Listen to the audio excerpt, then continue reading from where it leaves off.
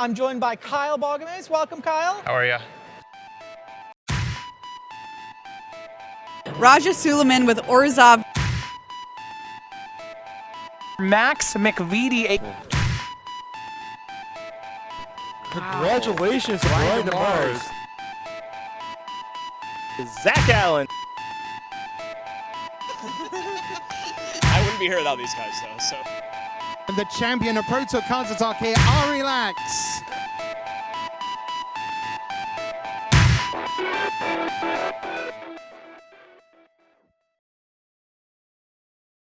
What's up, gamers? Welcome to another episode of Making Magic Happen, brought to you by RIW Hobbies and Games in Livonia, Michigan. It's Connor, back for another Modern episode, and today we're going to be playing some 5-color Niv-to-Light. Now, this is a Modern deck that's very near and dear to my heart. I used it to get second place in a Lotus Box Patreon tournament earlier this year, around April, and it's just one of the most fun decks to play, and in the right metagame, it's very powerful. In that particular tournament, Will Pulliam, who I ended up getting the list from, beat me in the finals. And so if this deck can be tuned, if you can tune this deck right to beat the field that you end up playing against, then you're going to be in really good shape. It's kind of the ultimate fair deck. It just kind of goes over the top of what any other fair deck wants to be doing. And you also get a lot of really powerful tools to fight the unfair decks that can kind of just hose them. So let's take a look at what we're working with. One of the biggest things that I'm excited for is how much Zendikar Rising has really changed Modern lately. We've seen Mill and Belcher kind of have a resurgence as the double face lands in the case of Belcher and the new Hedron Crab in the case of Mill have kind of made those strategies a lot more powerful. Obviously, without the double face lands, there wasn't really a way to play Belcher in Modern before because you just had to have lands in your deck, but now your deck is 60 spells, and that's just really incredible to have watched happen. Today, though, I want to take a look at the card that's been taking Standard by storm, see if we can put it into Modern and break it. That's Omnath, Locus of Creation. So, for those of you who don't know yet, what this card does is it's red, green, white, blue for an elemental legendary creature. It's a 4/4 with end of the battlefield draw a card. And then it has landfall, and the landfall ability is different based on whether it's the first, second, or third land you've played this turn. If it's the first land, you gain 4 life. If it's the second time, you add Omnath's converted mana cost, so you add a red, green, white, blue. And then if it's the third time, you deal 4 to something, to a permanent, which is just, it's obviously an incredibly powerful card, and it's really been destroying Standard right now. And so I'm hoping that because, we can cast Niv Mizzet on turn 5, we can cast this card on turn 4. We can cast Omnath. I'm hoping that it's powerful enough for us to really take advantage of those abilities. So what we're looking at here is a mana base that can cast almost all the multicolored spells we want. It's not very good at casting double color spells like Supreme Verdict or Cryptic Command or something like that. But what it can do is get one of every color out onto the battlefield pretty easily. And how we're doing that is we're using fetch lands like Windswept Heath, Misty Rainforest, and Prismatic Vista, along with tri-lands, a couple of shocks, but one of each basic land. And basically what this does, along with Pillar of the Perins, is let us cast some of the most powerful spells in the format. So what we're looking at here, we've got Utopia Sprawl as another part of the mana base. Helps us ramp and helps us fix our colors a little bit. So what we're looking at here is the core of the deck is ultimately Niv Mizzet and Bring to Light, and then the mana. And Niv Mizzet is obviously just one of the best Mull Drifters we've ever seen. A 5-mana 6/6 flyer can usually draws you at least 1 or 2 cards. I've had it draw me up to 5 or 6 cards when it enters the battlefield. Bring to Light goes and gets it. It's pretty great. Kind of going back down the curve a little bit, one of the cards that is kind of the unsung hero of this deck is Wrenn and 6. If you can play a Wrenn and 6 on turn 2, you're usually going to be in a very good spot to win. Because Niv Mizzet, Uro, Omnath draw you so many cards, you're always going to have something to do with your mana. And you basically want to hit every land drop for as long as the game goes on. And Wrenn and 6 lets you do that with how many fetch lands that we play. Excuse me.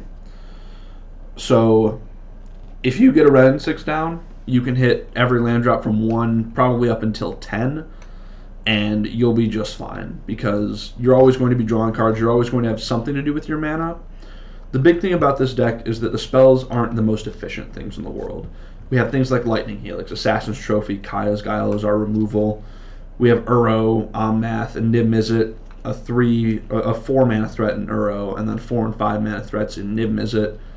We don't win the game very quickly, and so we're really hoping that we can keep hitting our land drops and eventually cast 2 very powerful spells in the same turn, and that's really how we're going to get ahead. So Ren and 6 is kind of the glue that holds this massive mana base all together. Teferi is one of our best threats against control decks because it lets us cast things like Bring to Light and Niv-Mizzet without them getting countered, which is super important because our opponent's counterspells are always going to be more efficient than our threats. They have counterspells like Mana Leak and Mystical Dispute, countering our, using 1 and 2 and 3 mana counterspells to counter 5 mana threats. That's just game breaking. So if we can land a Teferi to either bait out those counterspells or to shut them off altogether, then that's really valuable for us. We have a 1 of Supreme Verdict to go and get with our Bring to Lights if we run into any problematic creature decks. But again, we have so much removal in our Lightning Helixes and our Assassin's Trophies and even our Ren and 6s against things like Infected Humans, that Supreme Verdict is just kind of a break glass in case of emergency option.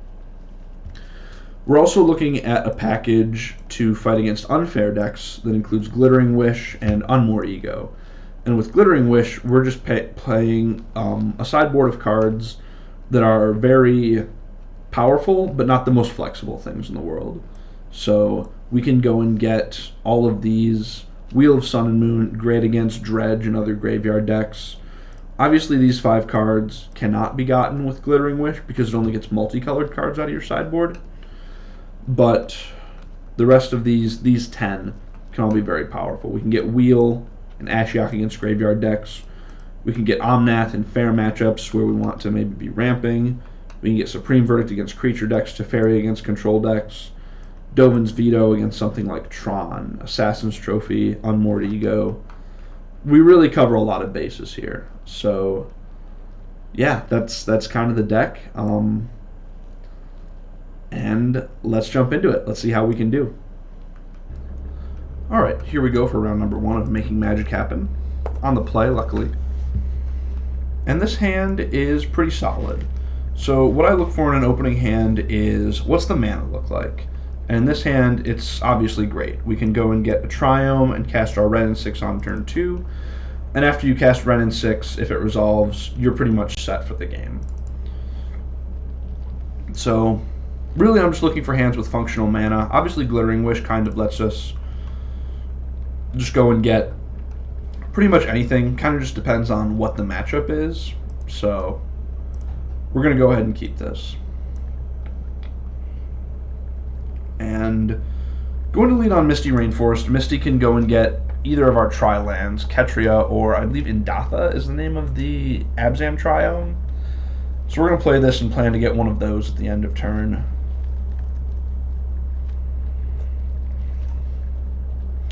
Opponent plays a Mishra's Bauble. They could be on some sort of Urza deck. They could also be on Death Shadow. Death Shadow is traditionally a pretty hard matchup. Stubborn Denial is very good against us, and because we really are relying on one of just a couple of haymakers to resolve, getting Thought Seized is really not what we want to happen. Looks like we are getting Thought Seized here, unfortunately, but we'll see. Yeah. I imagine they'll take the Glittering Wish. Ren and 6 just doesn't really matter to them, but I guess if they've got like a pretty fast hand that they think Glittering Wish can't interact well with, this could make sense. So let's think ahead to what we're going to be getting with this before we decide what Triome we want. Supreme Verdict is an option. Omnath is an option. Kaya's Guile is an option. Teferi could be an option, but I don't really think so. So what I'm looking at right now are Kaya's Guile, Omnath, and Assassin's Trophy. Based on that, I think I want to grab... I don't think it matters which Triome I get, to be completely honest. I think I'm just going to get a Ketria. I think it's better in the deck. Having Pillar plus these 2 fetch lands means, honestly, nothing really matters. Utopia Sprawl was a really good draw there. So what can we do with that? We have to enchant a forest, which Ketria Triome is. So if I were to go...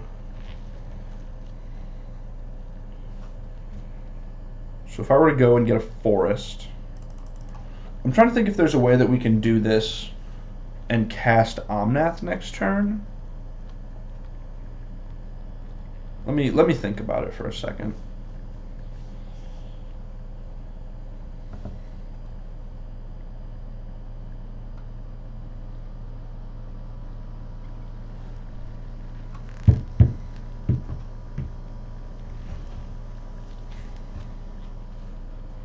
Yeah, so we're just going to get a forest, name white.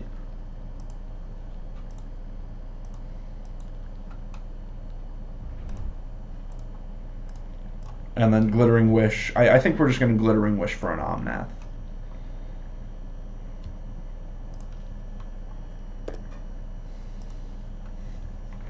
I don't believe that there's a way for us to get a landfall trigger on Omnath next turn, but that's alright. In this matchup, the 4 life isn't likely to be super important, so I think that this is okay.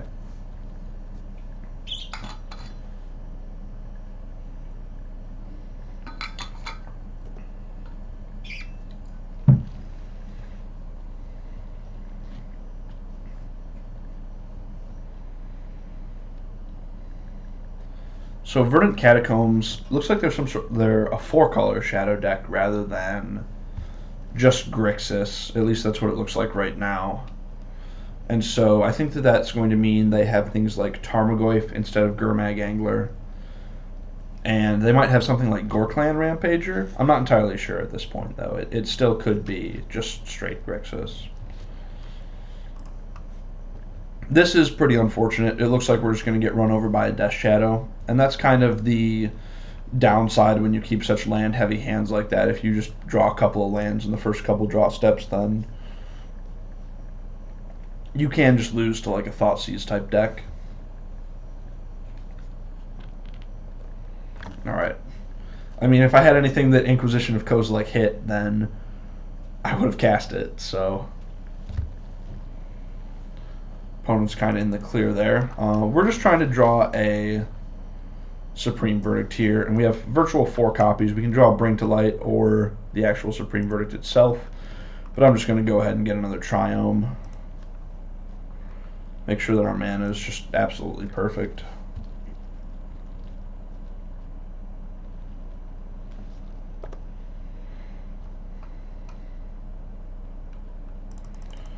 And we need a good draw here. Omnath could be a good draw. Let's see, if we were to go red, white, no. Oh no, did I mess up? I think I may have messed up. So this is adding white. Yeah, I messed up somewhere. So unfortunately we are not getting a landfall trigger from Omnath this turn.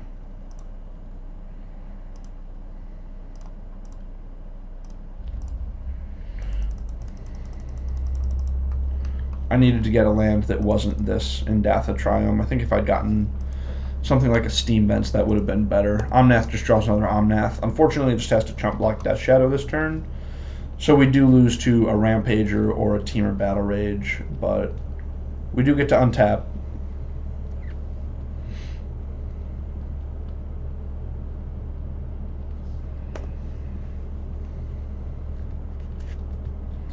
Yeah, that could, not getting a Steam Vents there, getting that Indatha Triome could cost me the game. It won't, because my opponent just has a Fatal Push, but that's definitely something. The mana in this deck is probably the hardest part, and something that I need to think a lot more about.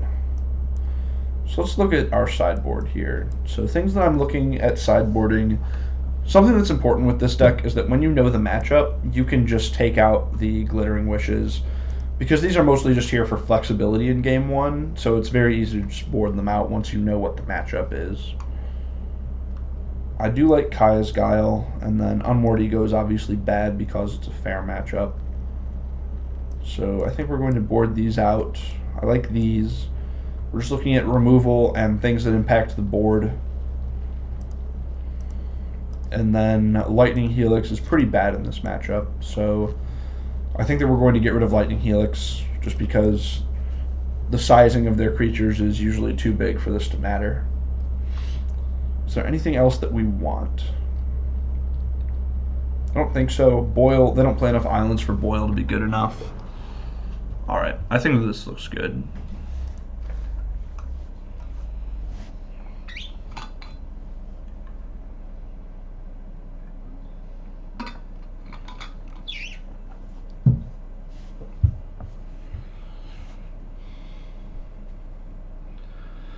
So, knowing the matchup now, I don't think I'm likely to mulligan to a different hand than the one we had last game. Like, I don't think I'm likely to mulligan a hand that's just, 5 lands and 2 solid spells, but definitely tightens our range up a little bit. I think this hand is acceptable. We are guaranteed to land a Wrenn and 6 on turn 2. And we have a powerful card in Bring to Light, so something that I'm not a big fan of is mulliganing to try to find a hand that's Thoughtseize proof. Like, I don't want to mulligan to try to hand that has, I don't want to mulligan to try to find a hand that has, 2 Teferis or 2 removal spells or something like that. Just because those hands, even if we do find them, then we're down a card against a Thoughtseize deck, which I don't really like. Excuse me, I don't really like being in that spot. Wrenn and 6 and just a guaranteed Wrenn and 6 and then just having our colors set up for the rest of the game is really just where I want to be, because the cards that we draw will ultimately be more powerful than the cards that our opponents draw. We just need to make sure that we get there. I'm going to fetch now because I don't want to be drawing more lands at all. Oh man. Teferi was a good draw, but he does not work well with the way that our mana's gone this game. It's possible, it's entirely possible that I should have just played Breeding Pool on turn 1 instead of the fetch land. Yeah, that was probably correct. That was definitely correct. Jeez. Yeah, getting the value off of Wrenn and 6 probably isn't as important as getting dual lands into play. So that was definitely a mistake.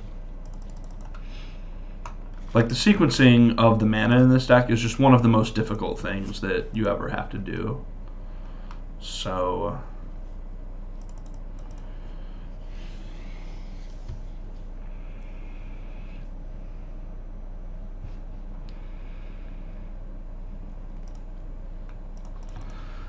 alright, well, we're not casting this Teferi anytime soon because of my misplay. I'm going to go and get a swamp.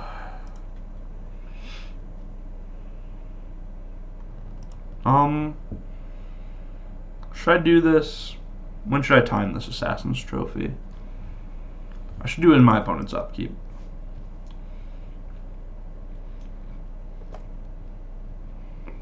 It's not like Path to Exile where the basic comes in tapped, but I would rather them tap this Watery Grave on their turn than on my turn.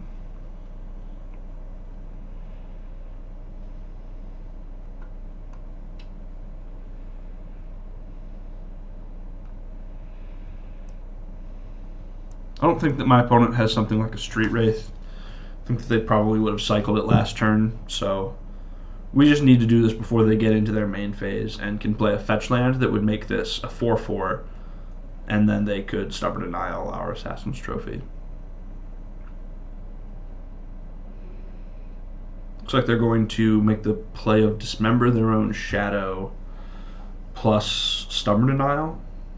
Okay. It's definitely a strong play. Yeah. Looks like this game is probably going to come down to me not playing that Breeding Pool on turn 1. Although, if I had done that, I could just have a Teferi in play right now and everything would be fine because my opponent wouldn't have been able to do this. That last turn was a mistake too. I should have just main phase trophied that so that they couldn't make the exact play that they just made. That was pretty bad. Well, we do have a 1-outer Lightning Helix to hit.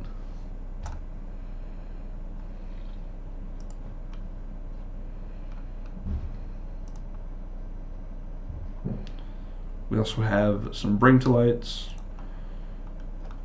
Okay, Chaos Guile's not bad. We can just have them sack this Shadow. What should the second mode be? Probably just make a 1/1. So we could have... Is it target player? No, it's just I gain 4 life. I was going to say, if I could make them gain 4 life, that could be valuable. I think it's just going to be they sacrifice, we make a 1/1. Because this 1/1 could actually be valuable down the road. Like, we could just attack and then Ren and 6 ping to kill them at some point. Like, we could just do that next turn if they fetch.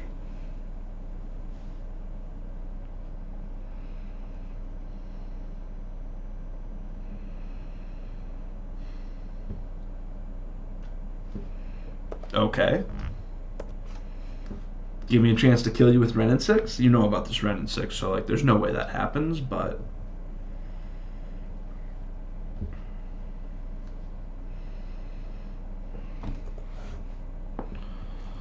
This is that new Shadow, right?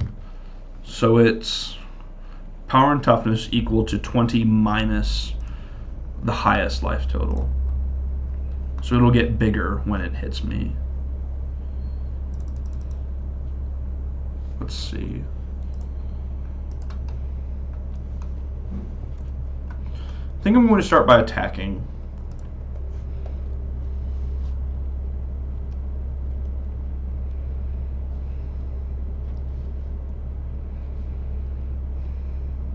See what they do.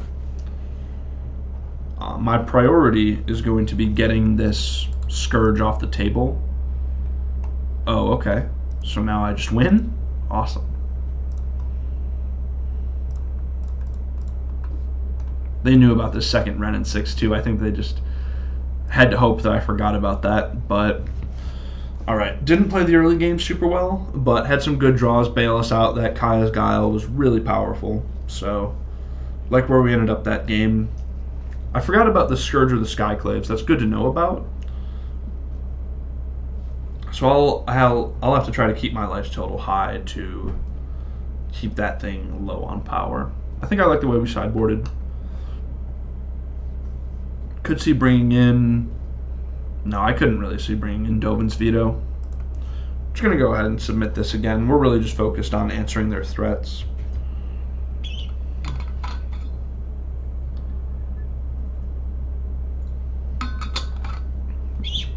In this game, we're going to plan our mana out a little bit further in advance than just 2 turns.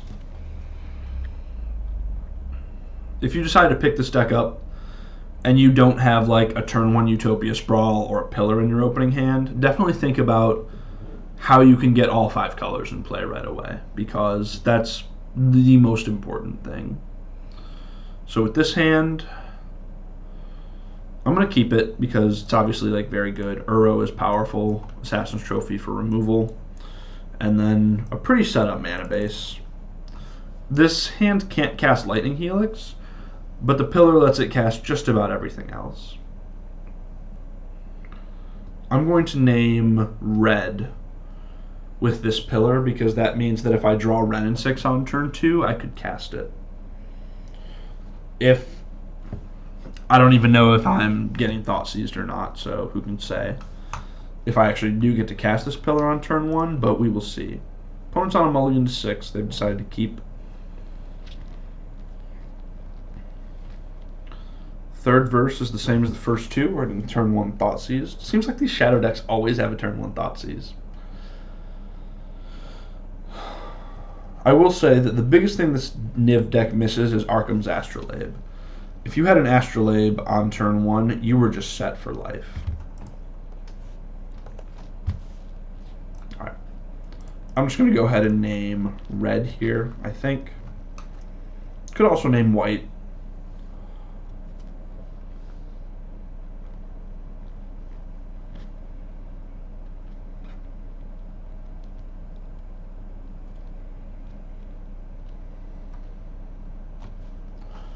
So if we draw Assassin's Trophy, we'll be able to cast it. If we draw Teferi... Yeah, I need to name white here, not red. Because white allows us to draw both Kaya's Guile and Teferi and cast them next turn.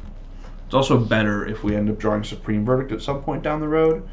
Naming red was literally only better if we draw red and 6 on turn 2, but even then, that's a 2-mana spell that we could just already cast, so I'm not worried about it.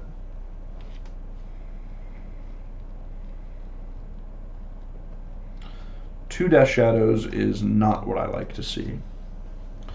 Good news is for now they're only 1/1s. We get to bounce one of them. Is that better than getting Uro into play? I think it is.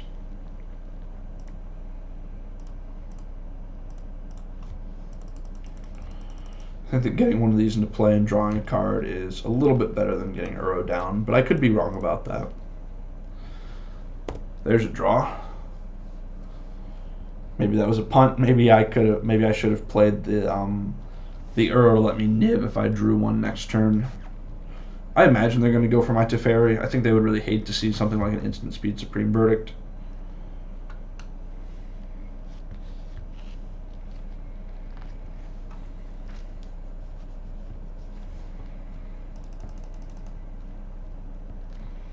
So we know one of the cards in hand is Shadow. We don't know either of the other two. Looks like they might be playing a Scourge here. Which, actually no, they couldn't play a Scourge, could they? They could be playing a Tarmogoyf here. Guess not.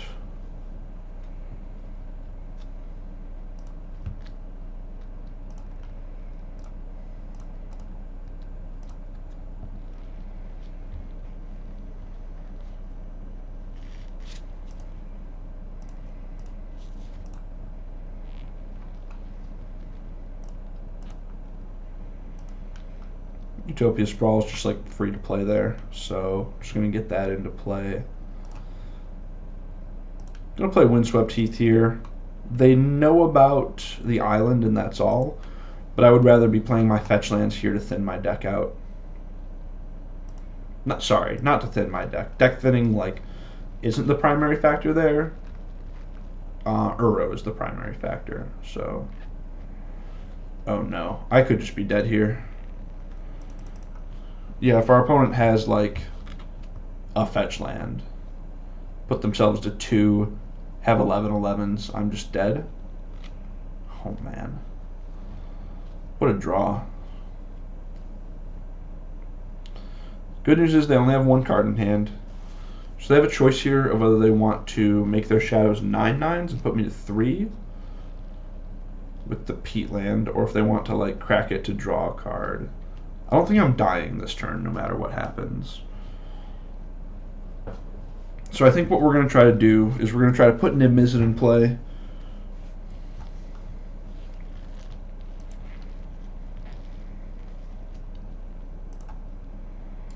Black, green, blue, red, white. Going to get a Ketria here. I'm going to try to put Niv Mizzet in play and then draw Assassin's Trophy off of it. Well, that just got easier.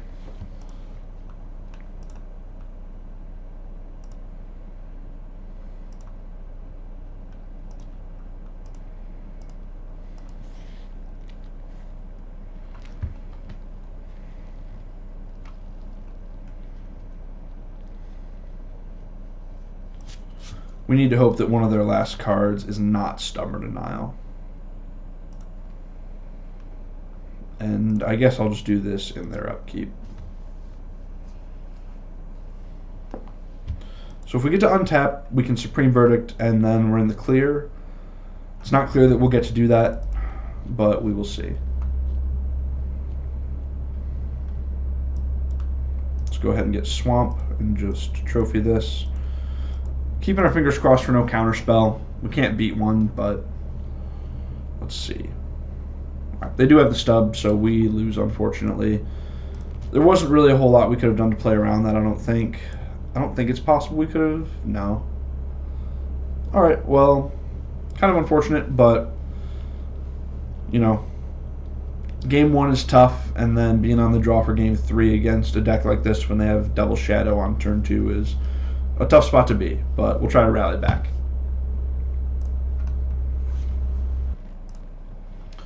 Alright, we're back for round 2 here with some 5-color Niv Delight. Gonna go ahead and keep this hand on the play.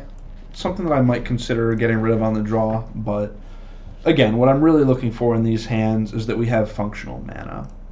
So gonna just go ahead and put, I think we're gonna put this on white, because white casts all of our potential turn 2 plays between Teferi and Kaya's Guile, and I don't think that any other color does that.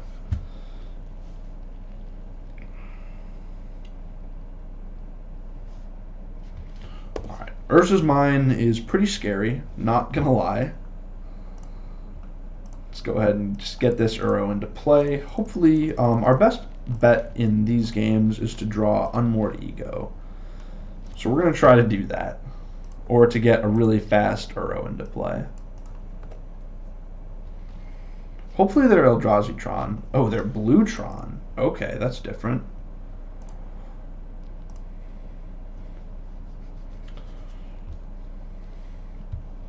So normally I would just jam our turn 3 Bring to Light here, but because we drew Teferi, I'm going to play the Teferi to protect us from future counterspells. Really hoping this isn't Mana Leak. I will gladly pay 1.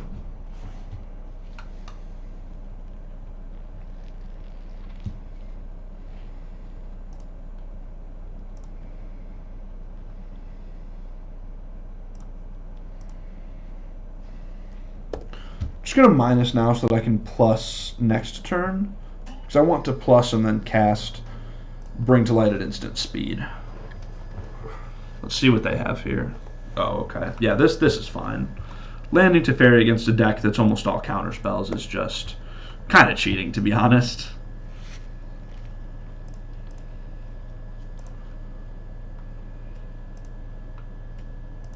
Well, we can get Omnath and Niv into play this turn.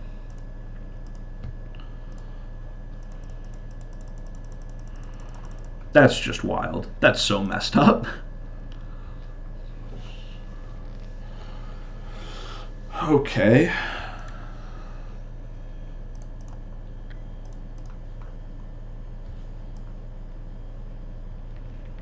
Let's go ahead and get a black. Cast Bring to Light. This is turn 4, by the way. This is turn 4, and we're doing all of this when our opponent can't counterspell us. We just got Omnath into play, fetch land, and are immediately casting a Bring to Light. Wow. Alright, so we're up against Blue Tron, which means we want Boil, we want Force of Negations into Fairies, we probably want Unmoored Ego, we probably want Dovin's Veto, and we probably want Assassin's Trophy. I'm not sure if this is a matchup where we want the Glittering Wishes or not. I'm erring on the side of not.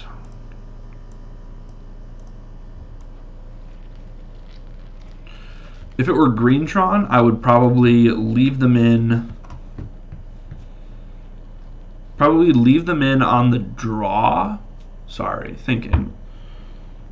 Leave the Glittering Wishes in on the play and cut them on the draw, but because it's Bluetron, and they just have so many fewer ways to actually get their stuff into play, if that makes sense. They're like, to actually get Tron online, to get Tron line, I think that I'm okay just cutting Glittering Wishes, because it's not as absolutely essential that we have... It's not as absolutely essential that we have an Unmoored Ego on turn 2 or 3. So I think I'm looking at something like this. Lightning Helix and Supreme Verdict, just as removal spells, are pretty slow, and just not, that's not really the axis that we're fighting on. We are the beatdown in this matchup. We're not trying to control their board. Assassin's Trophy is good because it can shut them off of Tron if they get that online and answer Planeswalkers, but for the most part, I think this is what I'm going to be going with. For the most part, those control cards are just not really what's up.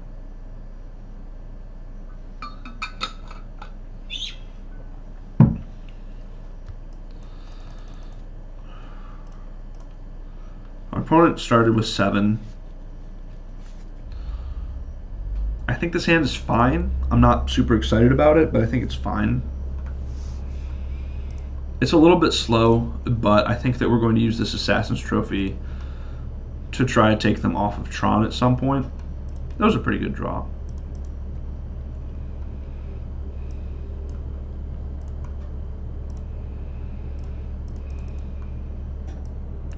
Just fetch Shocking here because our life total doesn't matter in a matchup like this.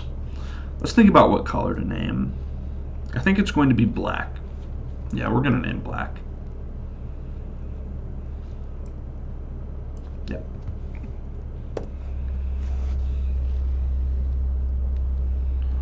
Very lucky to just draw our best turn 1 play off the top right on turn 1.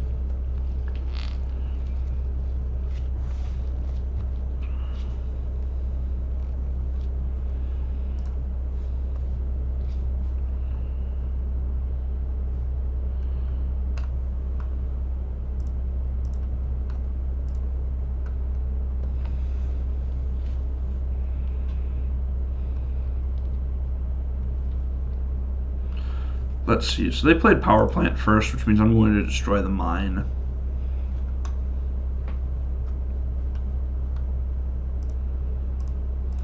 Just wanted to wait until after they used their map.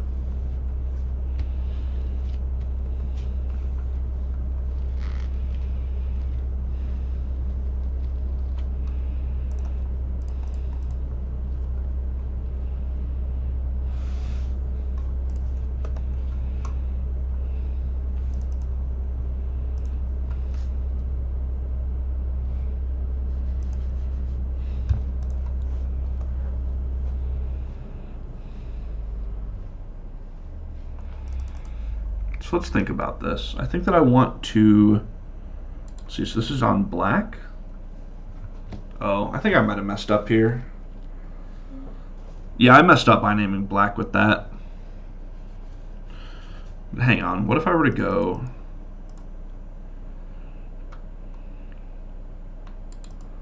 Nope. Yeah, I messed up here. I was supposed to name... I don't know if I was supposed to name something else, but having that not be red or green is kind of messing me up here. I don't think that there's any world where I name green, and it's possible that I should think more about naming red, because now I can't cast Uro and Ren and 6 in the same turn. So what's more important for me to resolve?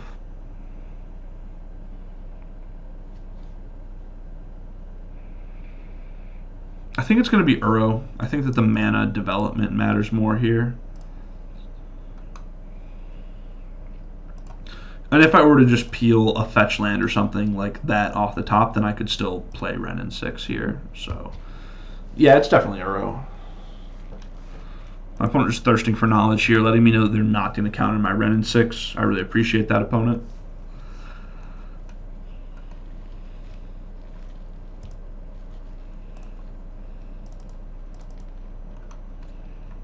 We'll just go ahead and go get a red.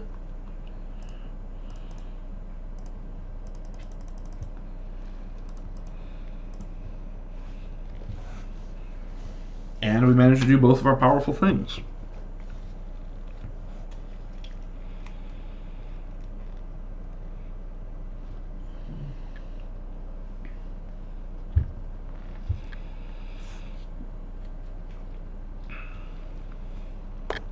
So our opponent's going to have Tron online next turn, which isn't great.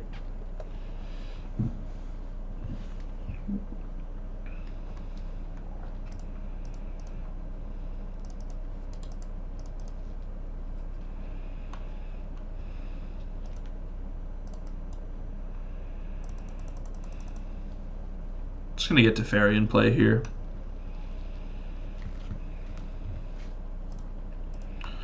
Make it so that they can't counter our Nib Mizzet next turn if that's what we want to do. I think that's better than just jamming a Nib Mizzet into their Condescend or something like that.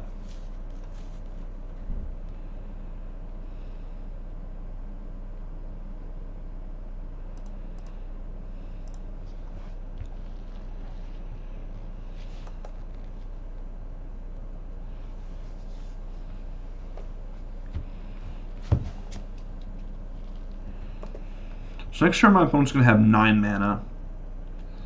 You know, it's possible that I should have saved Teferi for their Wormcoil Engine, but they could also just play Ugin, which would make it bad for me to have saved Teferi's minus. So it's kind of a give and take. Oh no. Oh no. Sundering Titan is so good against us. Okay. Oh no.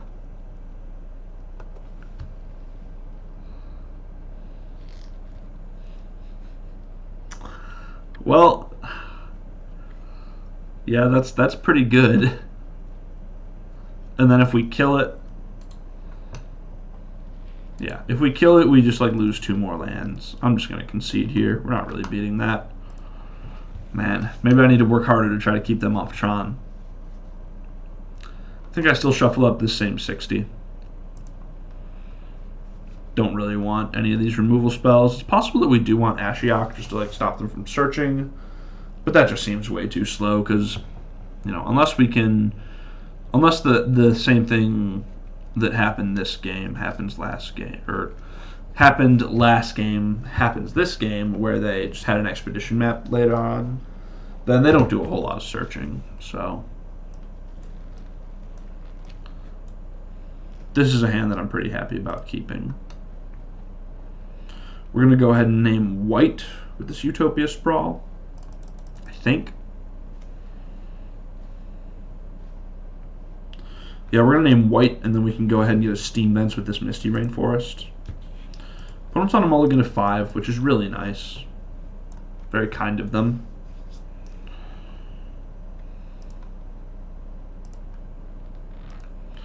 Is that the way we want to go?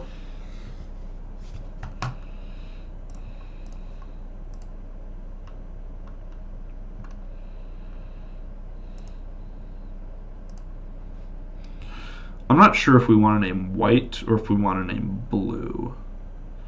So if we name blue, what happens? This is Sultai, so then no, we just need to name white. We might not be able to Assassin's Trophy right away, but I think that's just a sacrifice that we have to make. If they play map here, I'm probably forcing it, as much as I don't like getting rid of this Teferi. Hopefully they don't have a map.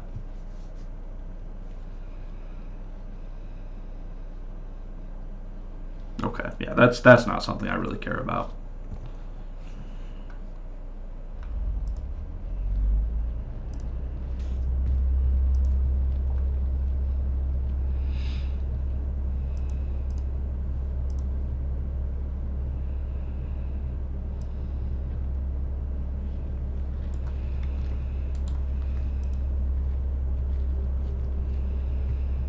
So if I were to get Breeding Pool, if I get Breeding Pool, this is naming white. Yeah, I think we just get Breeding Pool, float white off of this. Breeding Pool names, or the Utopia Sprawl and Breeding Pool names red. I think that works the way I want it to. Yeah. All right, awesome. We figured it out. Alright, so just got to draw 1 more land, and despite only keeping a 2-lander, we've got the potential here for just a turn 3 Niv Mizzet, which is just awesome.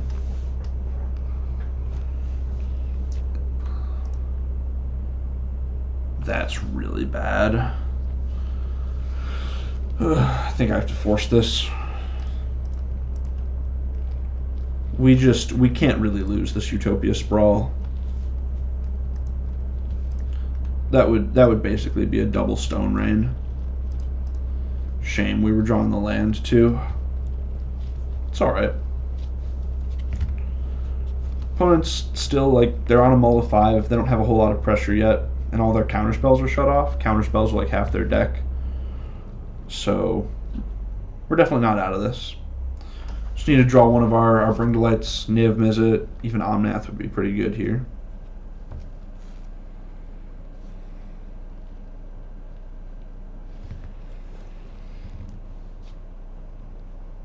Would love to see them just crack Relic here, so they're missing land drops.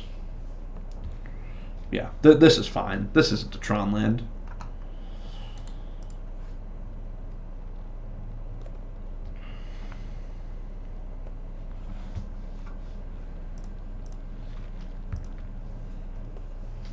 Just going to be patient here. Probably won't blow this Teferi until it's on 4. What's this? Walkie B for 2. Yep.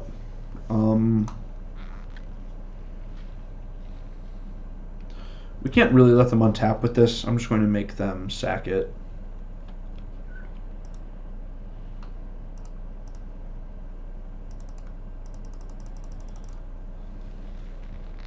Kind of unfortunate because they get to take our Teferi back down to 1, but it just kind of is what it is. I think that something else that I could have done is untap, use Teferi to minus on the Walking Ballista. But I think that when their deck is just almost entirely counterspells, that's just pretty counterproductive. Alright, let's see what we can find off of this Omnath. Guess we just gained 4 life here. No sense holding it, I don't think.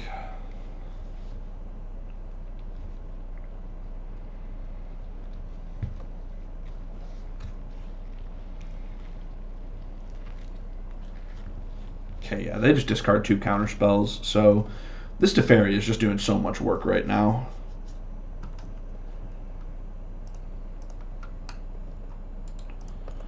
And I actually think that I'm going to hold on to this land drop, just because it makes 4 mana with Omnath, and so if I draw like a Nib Mizzet or a Bring to Light, something that draws me a bunch of cards, I'm going to want that boost in mana from the double landfall triggers. I don't need a stop set in their upkeep or draw step yet, but I will, starting next turn, just be blowing up a Tron land, I think. Unless they play something that needs to be killed here. I also don't want to use this because in the unlikely, and hopefully my opponent doesn't get a Sundering Titan down, but if they were to get a Sundering Titan down, I wouldn't want them just having 1 more land to kill. Because right now they can take me off of both of my Utopia Sprawled lands, and so if that were to ever happen, then we would very likely need the mana boost from Omnath.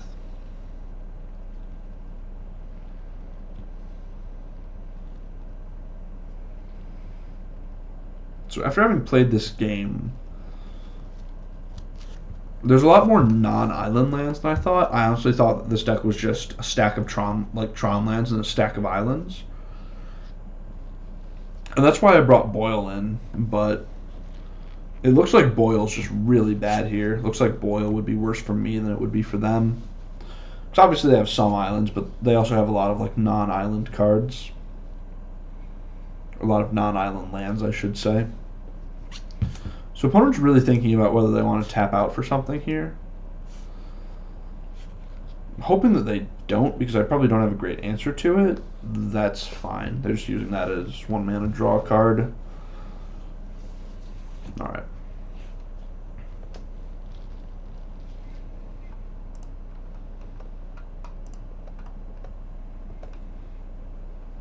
I think I'll just play the Heath. And then in draw step going to kill their Urza's Mine.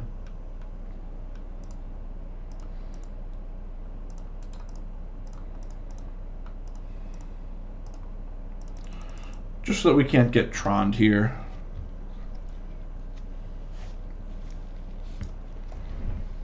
I think it's honestly pretty likely. Oh wow, that was lucky.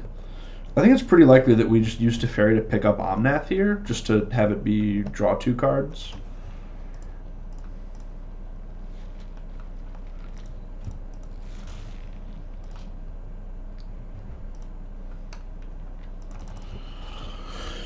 Alright, so I can Bring to Light for anything here. I have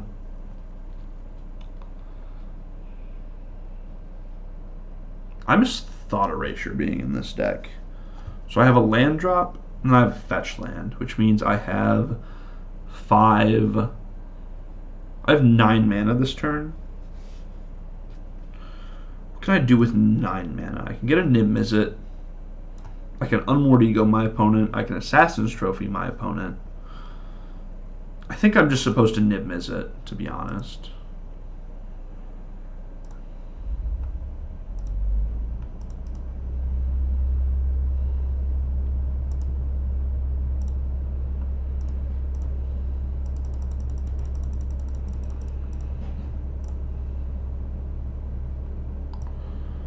Let's see.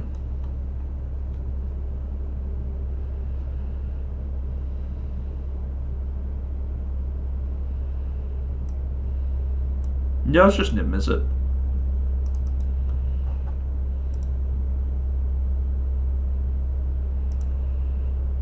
Alright. Not bad.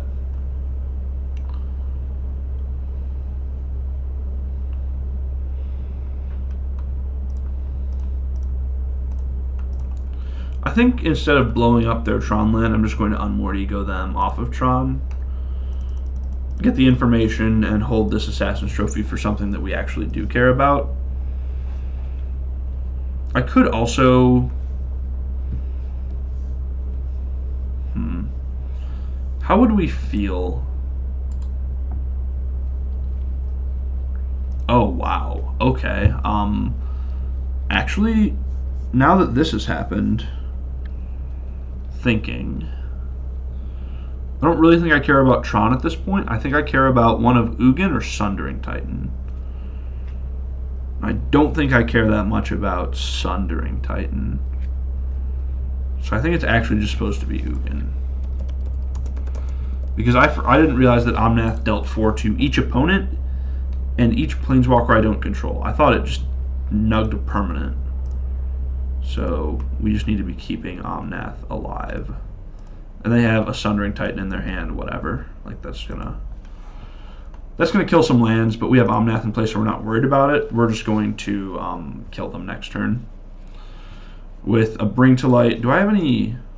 I don't have any Lightning Helix left in my deck, but whatever. Alright. We will see y'all back here for round number 3.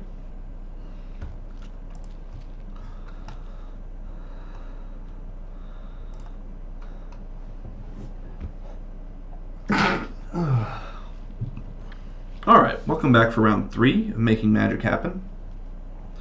See what we're looking at here. We've got a hand with pretty strong mana, but it's a little slow and we're on the draw. I'm going to give it a try just because we have... Whoops, that's not good. We have 2 pieces of pretty flexible 2-mana removal. So I'm willing to hold on to this. We can stifle a fast start from our opponent.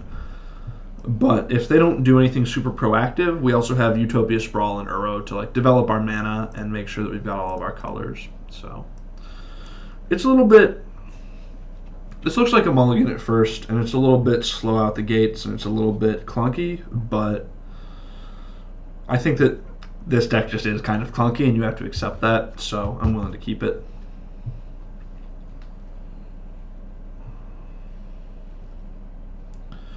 Opponent's taking a long time on the Thoughtseize here. I could see them going after Utopia Sprawl or Uro to stifle our mana. Usually Godless Shrine into Thoughtseize isn't a super linear deck, but if they are something that's somewhat linear, I could see them going after Glittering Wish just so that we can't get some sort of hoser out of the sideboard.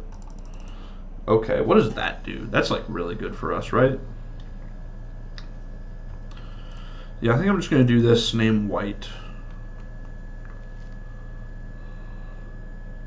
Lets us play Uro next turn. Teferi if we draw it. Jeez. Just untapped forest is always a really good draw. When you're kind of counting on a Utopia Sprawl. Thoughtseize. Might just take Uro this time, to be honest. Wouldn't hate to see that.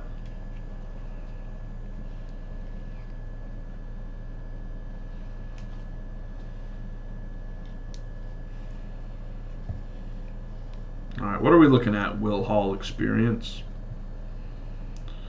So, if our opponent takes Uro, assuming that we don't draw something we can cast next turn, I think our plan is just going to be Glittering Wish. Whoops. I think our plan is going to be Glittering Wish. I'm not sure what we're going to get yet. I could see us getting Omnath, given that they just took... that they're going after our removal. This makes me think that they're like Eldrazian taxes. They could be some sort of Death Shadow at this point. I might go for a Kaya's Guile or a Supreme Verdict. Yeah, at this point they're looking like, I don't know, Mardu Shadow? Okay, so yeah, Mardu Shadow. So, well, I'm just going to draw like one of my better cards every single time, aren't I? Teferi is just like kind of always good in these spots.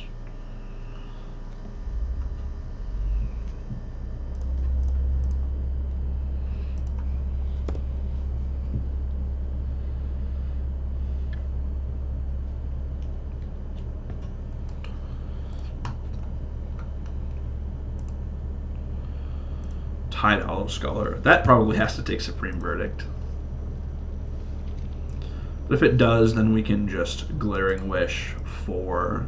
Assuming we draw an untapped land, we can instant speed Glittering Wish for Assassin's Trophy, or we can Glittering Wish for Kaya's Guile, or just another Verdict, honestly. Like, we just have so many choices.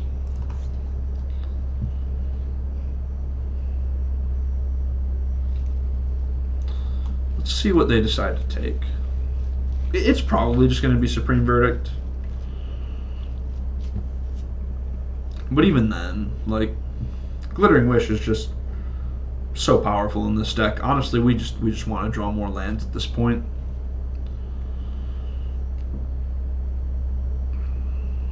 Wow. Opponent gets rid of Glittering Wish, which is interesting. Well, bad news, my friend. I'm just going to play this Uro and try to draw another land, I think. Okay, that's not bad.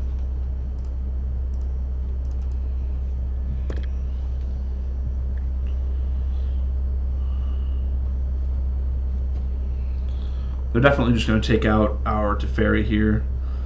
Luckily, one of the biggest things that I don't like about playing against Grixis Death Shadow with this deck is that Stubborn Denial is just so good against us, against our removal spells, and against our Bring to Light. But this deck just doesn't play those. Its interaction is like Fatal Pushes and Dismembers, and maybe Lightning Bolts, and so we just don't really they can't really interact with us on the stack, and so they have more hand attack in the form of Tide Hollow Sculler, but it's temporary. Like, that's not an actual 1-for-1. That's just a 1-for-1 on delay, So, honestly, I hope that we just draw a fetch land and can escape our Uro next turn. That would be pretty ideal. Even if we draw a regular land, then we'll have 6 mana, and then we can Glittering Wish into escape Uro. Unless, well, no, that land, not necessarily. That land would need to not be a swamp or a mountain. Any other untapped land would let us do that.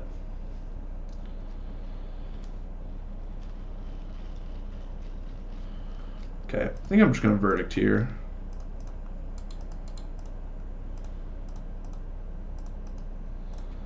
Might as well just get my 2-for-1 and get my Glittering Wish back, and then we can just escape Uro next turn if we want. What's this? Fling? They're playing Fling now? Oh my god. That's interesting. It's an interesting decision, is what I will say about that.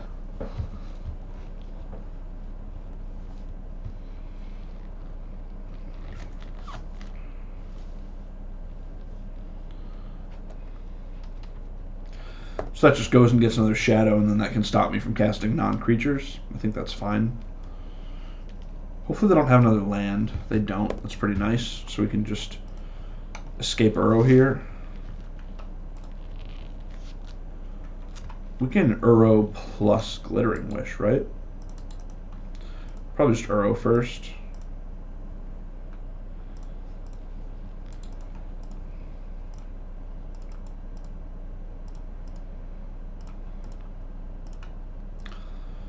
And we're going to leave the land in there just in case we draw Ren in 6. Like, oh, we can't, never mind. We just have to exile it all, which is fine.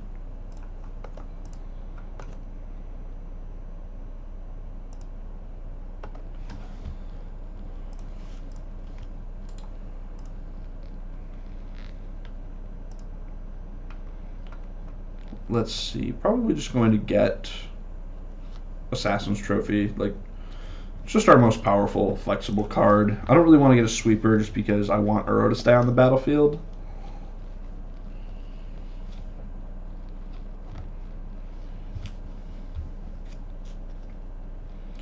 So I think that just getting a removal spell we can 1-for-1 them with is going to be fine.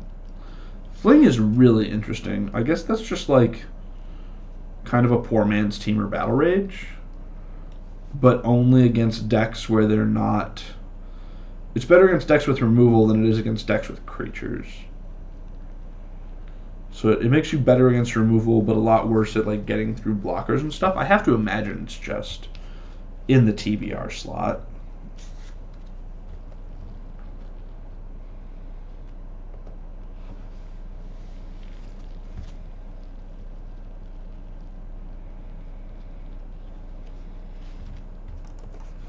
Alright, I'm going to start by just attacking with Uro.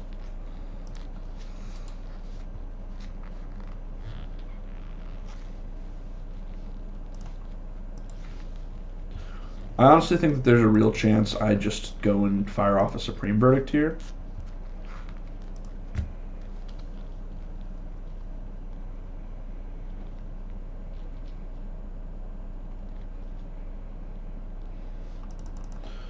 So I've got a choice here. I can go and get Supreme Verdict, or I can just Assassin's Trophy. I think I'm just going to go and get Supreme Verdict and try to bait them into sacking this Ranger Captain. Oh, they're just going to concede. Makes sense. Like they really just can't win there. So in this matchup, we're trying to 1-for-1 as much as possible. Purge is good against Shadows. Supreme Verdict is good. Trophy is good. Teferi could be good. Omnath could be good, just as like a Siege Rhino. We can get rid of all of our Glittering Wishes in these fair matchups.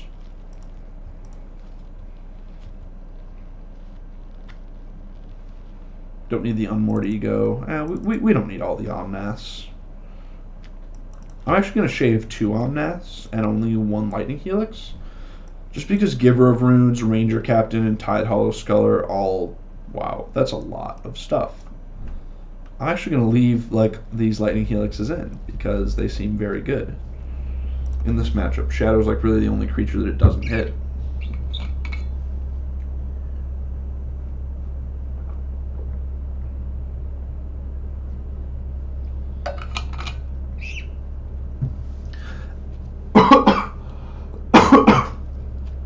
Teferi's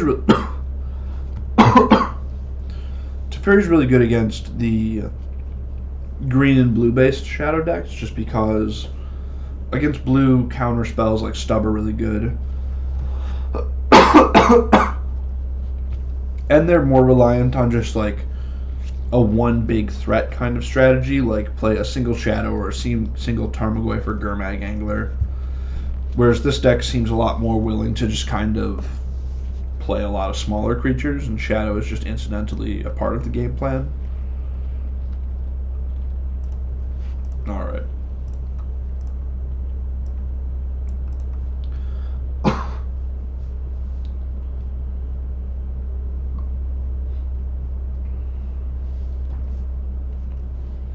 Sorry. If I'm doing like weird stuff with my neck, all of my classes are online, and so I kind of just sit at this desk all day, and my neck is getting a little sick of it. Okay, so they liked their top card. They didn't shuffle it away. And they know that we have Prismatic Vista. Just going to go and get a Triome at the end of turn here.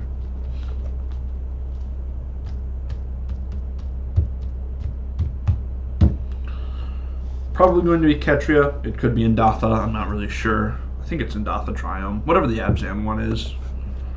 Should probably know that. Yep, Indatha.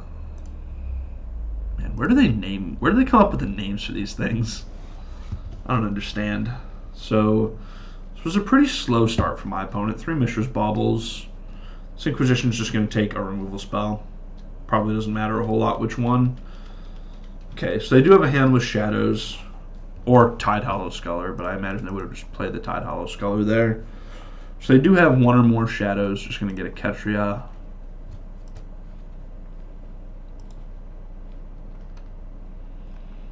We take those.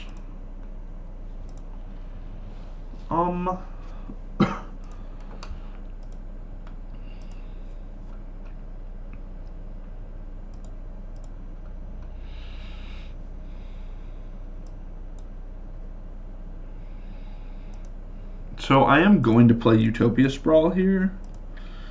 I'm not actually going to, just going to name white. I was thinking about naming black so I could hold up Assassin's Trophy. But I think it's better for me to just Omnath next turn because I don't think that my opponent's going to play a threat here that I must Assassin's Trophy. I think that they're going to play Ranger Captain of Eos rather than a Shadow this turn. And if they play a 1/1 Shadow, then whatever, that's not a huge deal. But I think that making sure that I can get Omnath into play next turn is more important than holding up Assassin's Trophy this turn.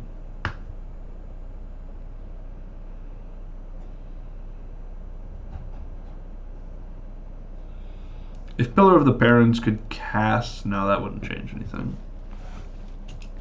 If Pillar of the Barrens was a forest, that would change some stuff. But, alas. Yeah, I'm just not super worried about an individual Ranger Captain.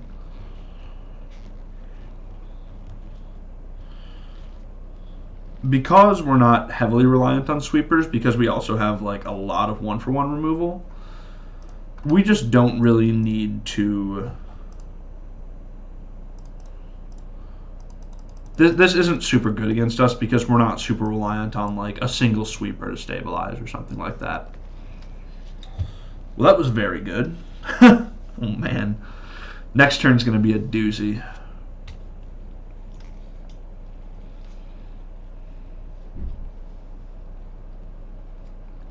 What is this? Oh no, Liliana. Oh no. That's not good. I mean, losing Omnath isn't good, but we're about to put the world's best Muldrifter into play, so I can't say that I'm too worried.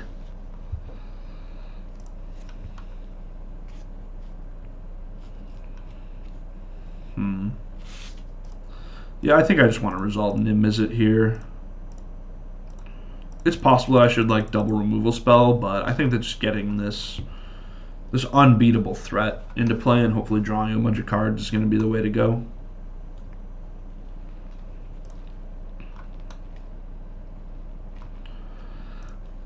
Oh man, that's just unreal. This thing is so good.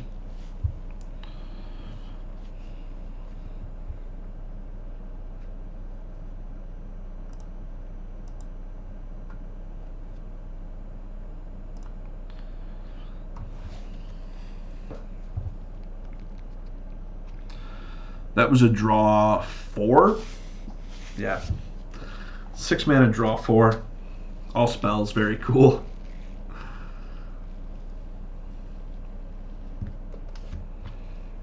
Live by the purge, die by the purge, I suppose.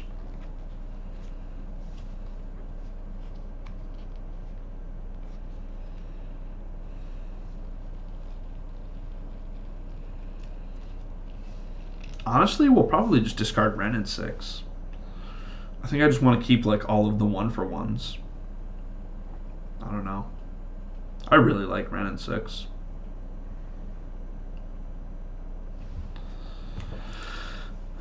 This is making white red. Yeah, we're just going to get rid of Wrenn in 6 here.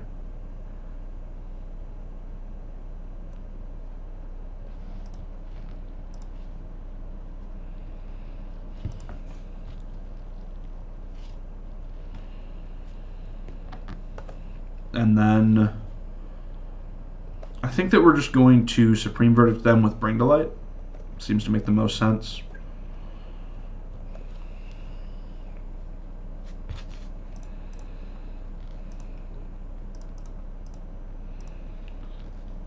they do have the option of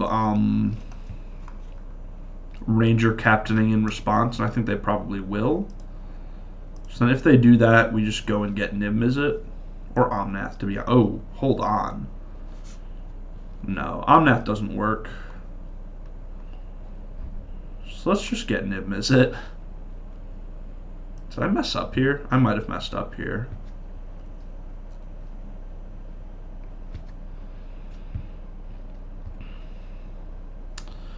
I think I'm actually supposed to get Uro.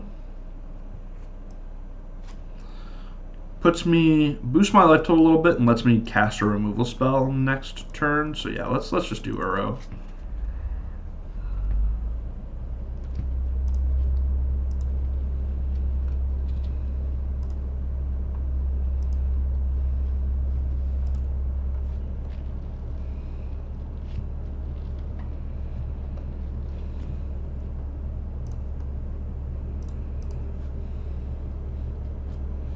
Yeah, glad I did that or I would have been dead.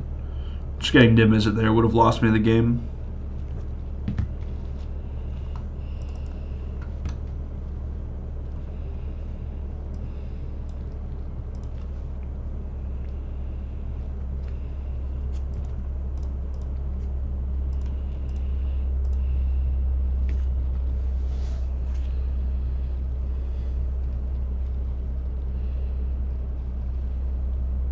They have TBR? Okay, so I just lose anyways? Jeez.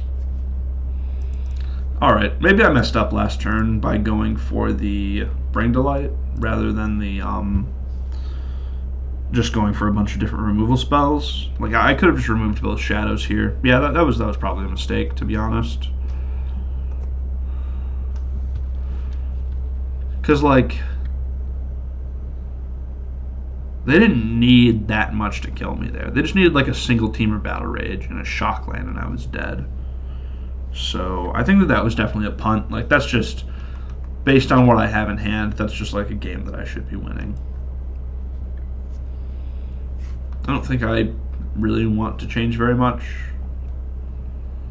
I think we just, we have all the board interaction stuff. I just kind of deployed it very poorly last game. So, I'm going to try to play a little bit better in Game 3. I think I just got kind of tunnel visioned into, oh yeah, I can just, it doesn't matter if they sack the Ranger Captain, but them having 2 Death Shadows instead of 1 made that just so much different. Because I kind of got that plan in my head when they played a 1 Shadow, and I was just like, oh yeah, I can just like Supreme Verdict and then... they'll sack the Ranger Captain, but then instead of Supreme Verdicting, I can just get like a Niv Mizzet and draw a bunch of cards again without realizing that like I was just gonna die. And so,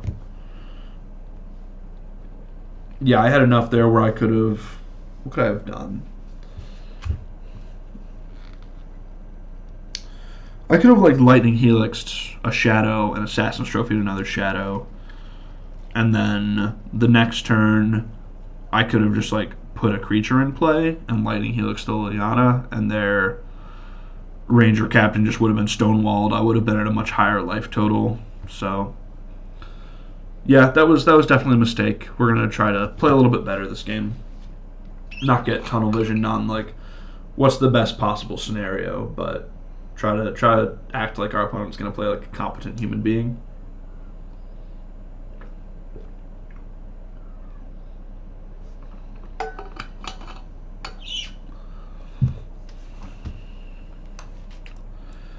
I'm willing to keep this hand. It's like kind of rough to a Thoughtseize, but not a big fan of mulliganing in the face of Thoughtseize. Teferi and Supreme Verdict are both very good in this matchup, so we're going to give it a go.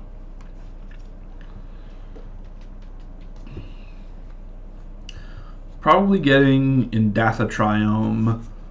Honestly, we'll probably just get both Triomes on the first couple of turns, unless we happen to find a two mana piece of interaction. Opponent's got a tough decision on 7. I hope that means their hand is bad.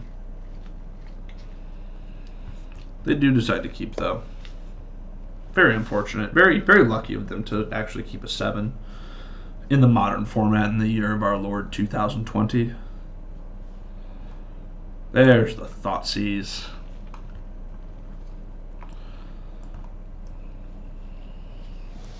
And you know, hands like this, like 5 lands, 2 powerful spells, do have the potential to just get Thoughtseized out of the game. But I think that they're worth keeping just because having perfect mana is just so valuable in a deck like this. Like, if we were to mulligan into a hand that was leaning on Ren 6 or Utopia Sprawl for mana, and then our opponent just Thoughtseized that, then that would be really bad, and we're a card down, so...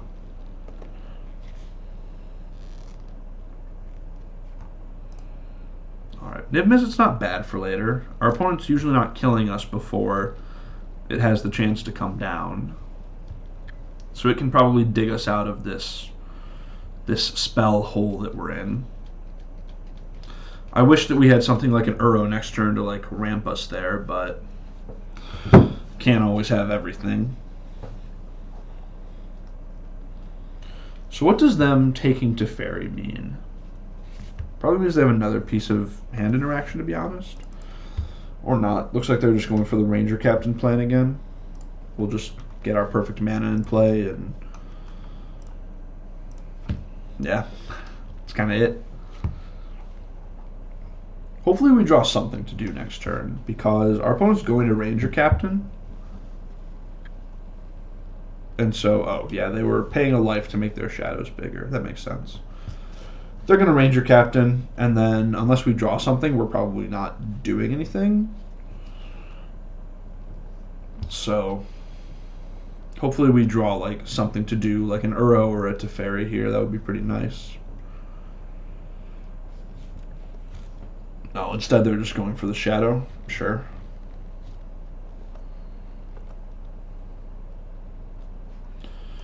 I'm honestly, with a Niv in hand, I'm willing to just... Nope, that's not what we want to do. With a Niv in hand, I'm willing to just 1-for-1 with a shadow.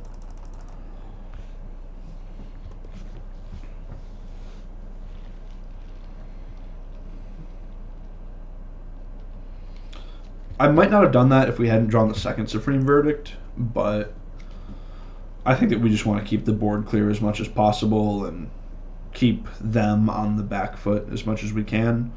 I don't really want my opponent being able to, like, dictate the terms of engage. Oh, okay. Hopefully they play something else here. Okay, well, that's what we draw second Supreme Verdict for.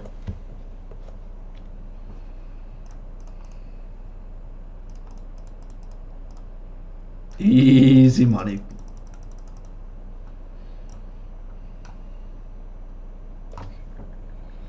Sorry. I'm sorry.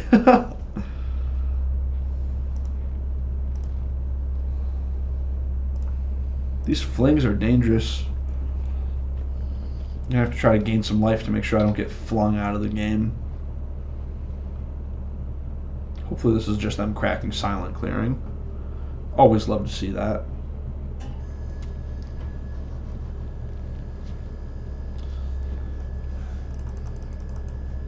Now, probably like the worst thing that we could see here is a Ranger Captain of Eos, just because, you know, our opponent having 2 bodies in play is not really where we want to be.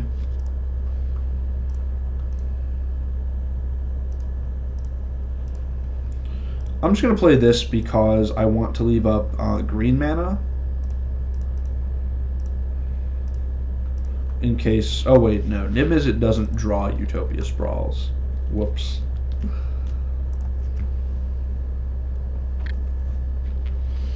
Alright, Bring to Light is a good spot to be in, though. We've got Lethal on the table next turn. We can just attack with Niv Mizzet, and we have 2 Lightning Helixes, so hopefully we just get this one. If not, though, like, we've still got 2 of our most powerful spells, like, even if they can't find an answer to this Niv Mizzet, like a Liliana or a Path to Exile. Let's just get blue, I think. I don't know. Probably doesn't matter a whole lot.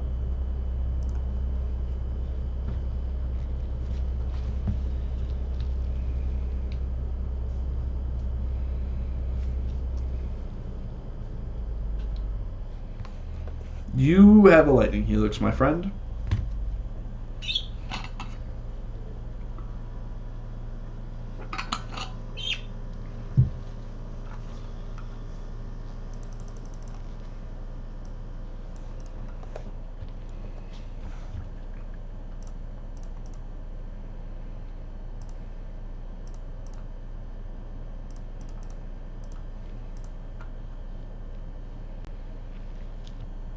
Another Mole Drifter.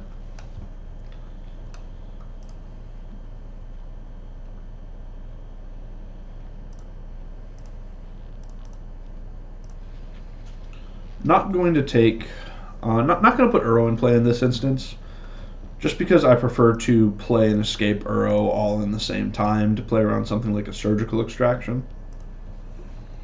So we're going to do that. We're just going to get Ren and 6 in play.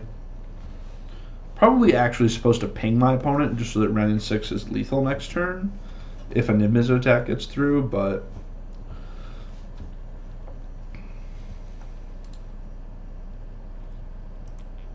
okay, that's a little bit scary, not gonna lie. Fortunately, they only have 2 cards in hand, so hopefully not a whole lot to do with it, but like, if they attack, I am blocking. I'm not just gonna die to random team or battle rage when we have, you know, so many answers to this thing.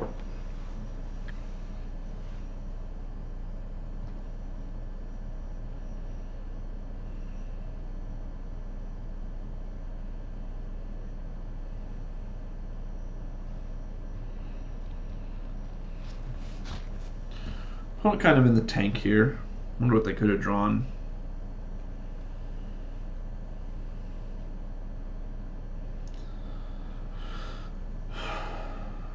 They probably have to attack me.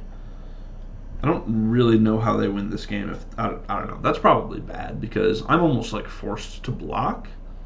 So no, that's probably bad. They probably can't attack unless they do have TBR here. Maybe they drew Fling and I'm wondering if they should Fling something.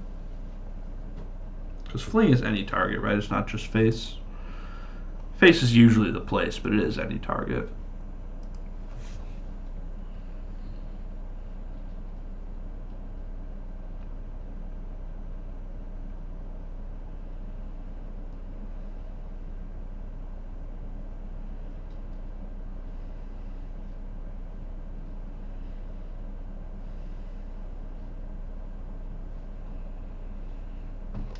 I am blocking here because if they were to go Street Wraith into TBR, or, I don't know, some other way of paying life into TBR, I do not want to just randomly die.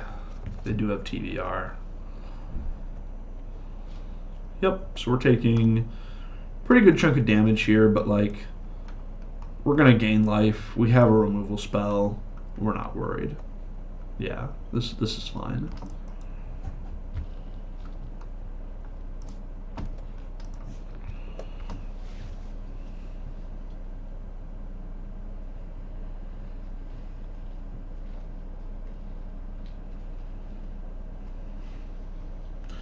What would you like to take, opponent?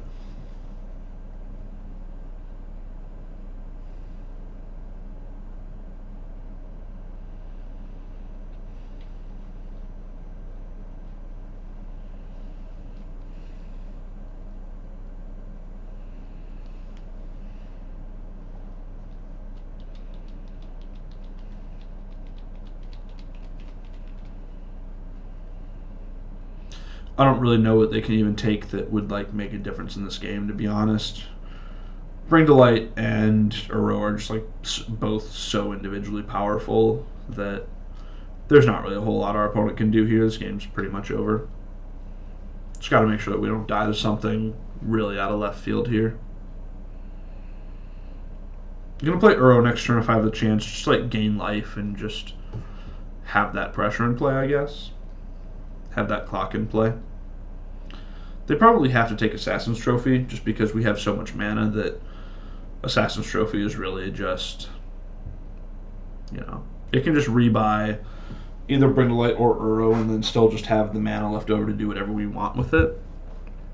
So they probably do have to take the trophy here. Let's see. Our best draw is probably Omnath, to be honest, because Omnath would just let us like make all of the mana next turn. Oh, maybe my opponent did the math better than I did. Well, fortunately for me, I called that shot.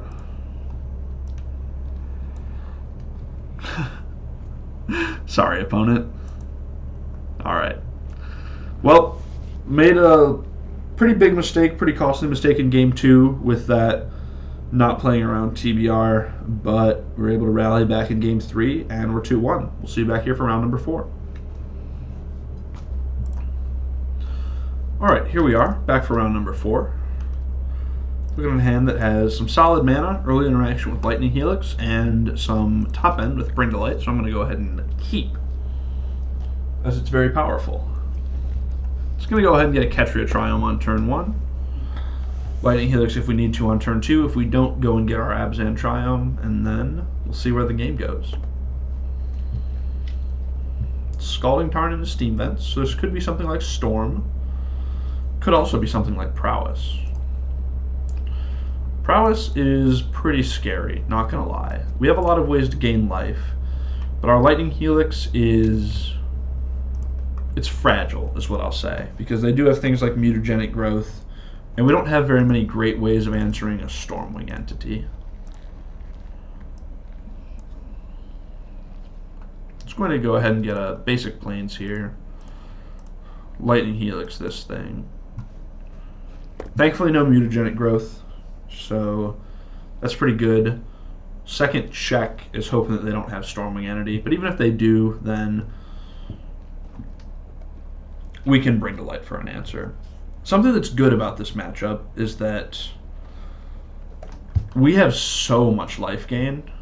Like our life gain is just kind of off the charts, and so they really need to have a couple big turns before we, really get going.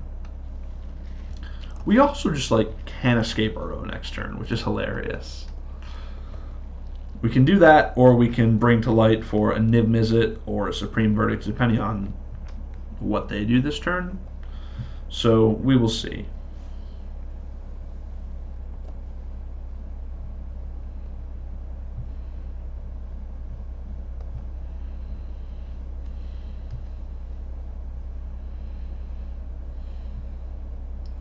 Strange that they played a land before they played their Light Up the Stage. I'm kind of confused by that. Alright, so we're just going to go ahead and get a Supreme Verdict. Having an empty board on 20 life is just kind of where we want to be. They're not going to get any value out of these gut shots, so...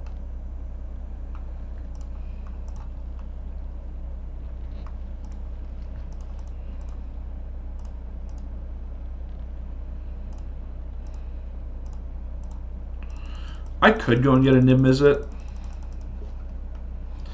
I think it's better to just clear the board, though, given that we have this Uro. If I didn't have Uro, I would probably get Niv Mizzet, but right now I think this is the way to go.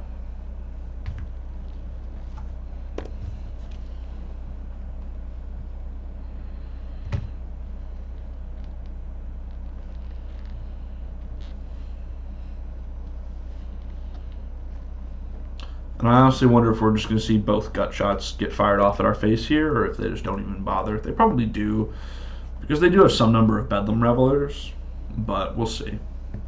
Okay, so they're just going to double gut shot us. And is this Sprite Dragon? Jeez. Okay, so they do have a really strong follow-up. Fortunately, they only have one card left in hand, so they might not be able to make this Stormwing entity too big. We're still getting hit for 5 here, so we're going to be at 16. But Uro is just hopefully gonna carry us a little bit.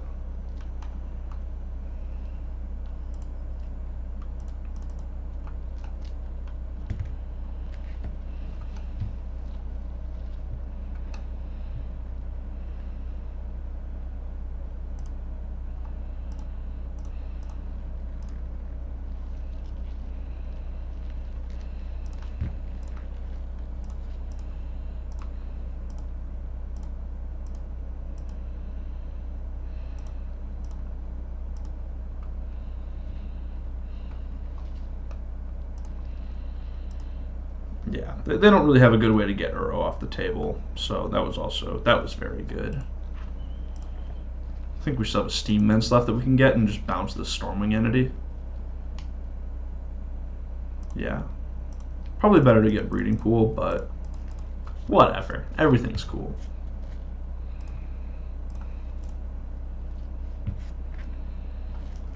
And a Glittering Wish. We just kind of have it all this game. So we know that they left a card on top, and we know that they have that Stormwing Entity in hand.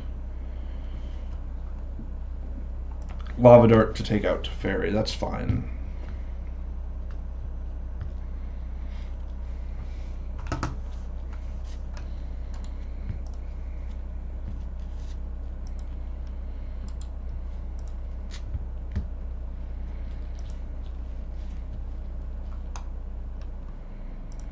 Just going to start by attacking with Uro.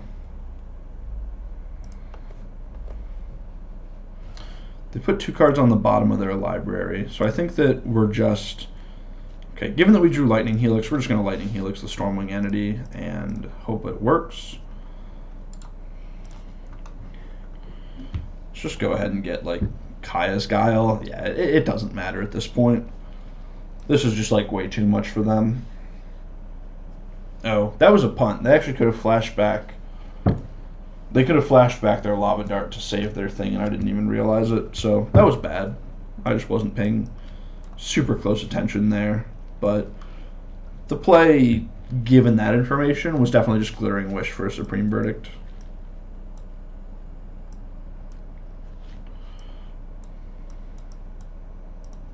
Kaya's Guile really is a very good card in this matchup.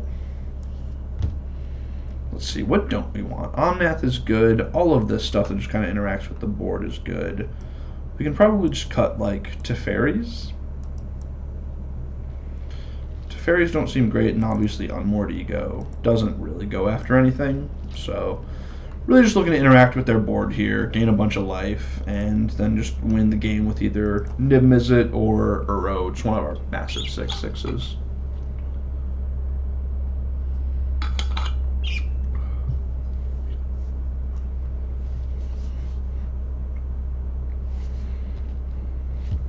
This and Burn have been pretty good matchups in the past iterations, for the past iterations of Niv Mizzet, just because of how much life you gain. Having Uro and Lightning Helix and Kaya's Guile all in large numbers are just incredible for us. You know, this deck is really just trying to be a pile of removal spells and then some of the most powerful card draw creatures that we have. And that's really the recipe for beating aggressive decks like this. Your removal has to line up the right way. So if that Lightning Helix on turn 2 had gotten Mutagenic Growth, and then they just had that Soulscar Mage around, we could have been in a lot of trouble.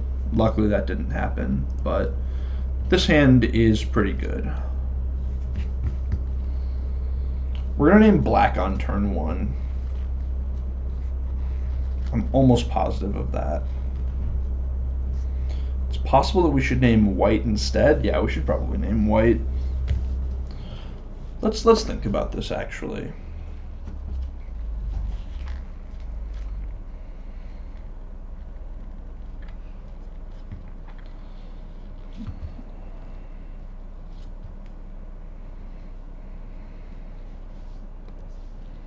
Yeah, I think I'm going to name black.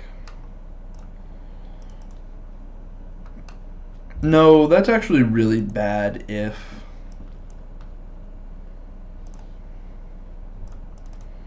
It's really bad if we draw Lightning Helix, so I'm going to name white.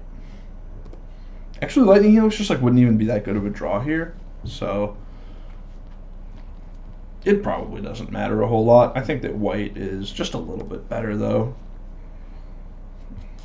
Sprite Dragon's kind of scary.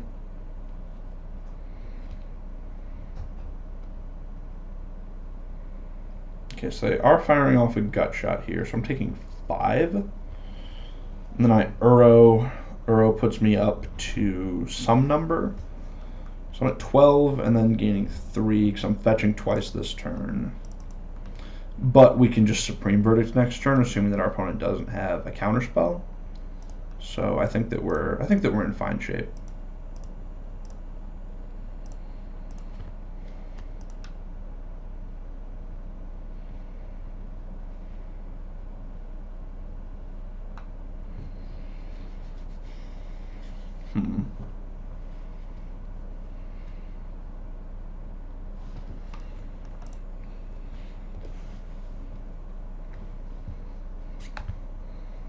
Really just hoping that we don't die this turn, to be completely honest. Hoping that our opponent plays like another creature. And doesn't go like Bolt, Dart, Mutagenic Growth. Oh, there's step 1. So we're going to be at 8 here.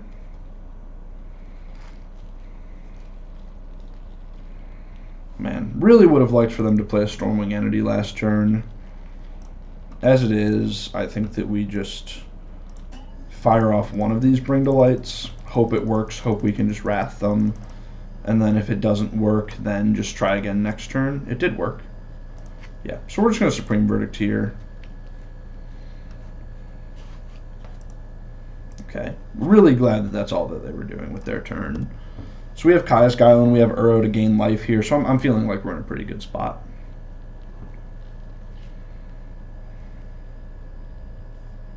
Bolt me, and then either Stormwing Entity or light up the stage? Sure.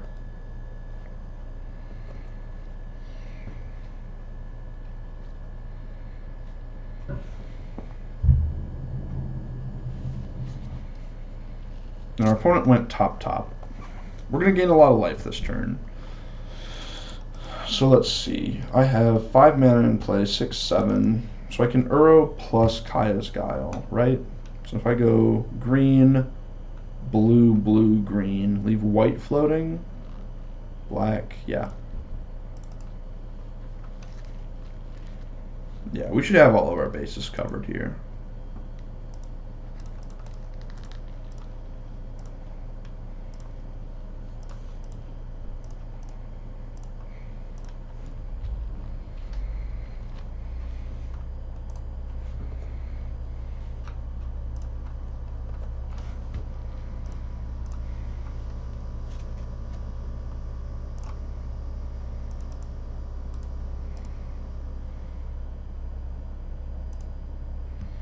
Just going to gain a lot of life. Our only goal here is to untap next turn and attack with Uro. So yeah, like I could have made a 1/1 or nuked their graveyard so that they couldn't run off some crazy chain of Manamorphoses to hit Bedlam Reveler there. So I was considering doing that, or just like making a 1/1 to block a creature with haste. But I think that if we can attack with Uro, and then if we can untap, attack with Uro, and then have Bring to Light plus Purge in our hand, then there's really not very many ways that we can lose the game. And so I think I just want to... My priority there is getting to next turn rather than focusing on kind of their longer term stuff like Bedlam Reveler. So got there in that match, and we'll see you for the last one in just a bit. Alright, back here for round number 5. Going to try to finish up with a strong result in this league, and we're looking at a really good hand to do it. We've got Utopia Sprawls into a turn 2 Uro. Can never be too disappointed about that. Just going to go ahead and name blue here. Looks like we're playing against a human strategy. Humans is usually a pretty good matchup for us just because we have a lot of removal that doesn't have any of like the same names. So pretty happy to see a Noble Hierarch on the other side of the table. Let's go ahead and name white and get this Uro down.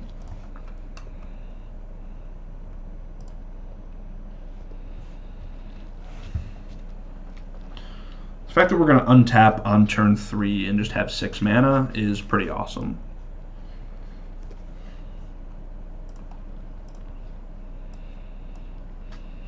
That was a solid draw.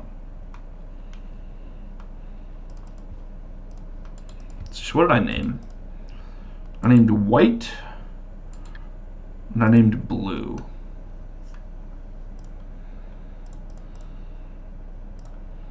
Alright. So we can just Ren to kill this Noble Hierarch here. Already played my... yeah. Pillar was my land for turn.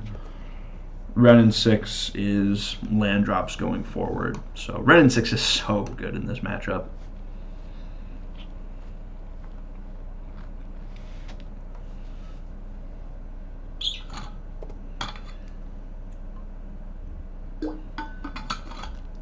I imagine they're going at Ren in 6. even if they were going in our face, we would probably just still kill this thing. Like, it's not great giving them the mana, but I think that it's worth it. Actually, if they were going at us, we probably just would have cycled in Death of Triumph for the turn, but I think that keeping Ren and 6 around is just super valuable. Oh my god, they had the island in hand. That's so good for us. That's so good for us. Oh, I feel bad for our opponent.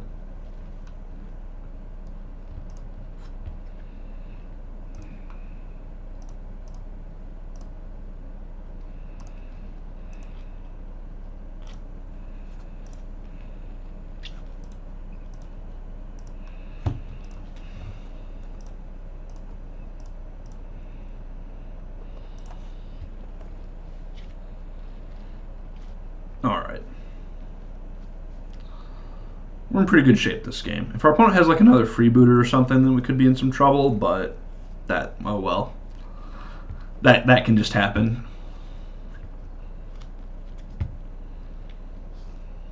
Alright, a couple of lieutenants. It's like a little scary, not gonna lie, but we lose our Ren and 6, but we do get to Niv it next turn, so I'm not too shaken up about it. I gotta say, being on the play in this matchup is very powerful. If we'd been on the draw for this, then I would not have felt as good about this game, but yeah, they just have to kill Ren and 6. That thing is just so good. Oh, or we can just draw Niv, I guess. That's fine too.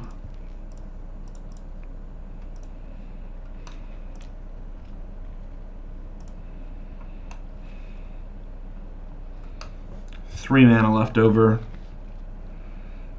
Let's just pass, I think, and then plan to Helix the bigger lieutenant. Oh, we can't.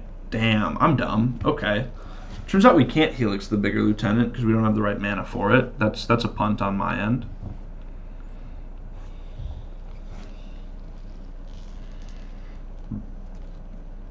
So might have to like verdict away this board next turn if we get Reflector Maged here. So yeah, I just need to do a better job of like looking at my mana. That's by far the hardest part about this deck, is just making sure that you can cast your spells. Hope that doesn't come back to punish us.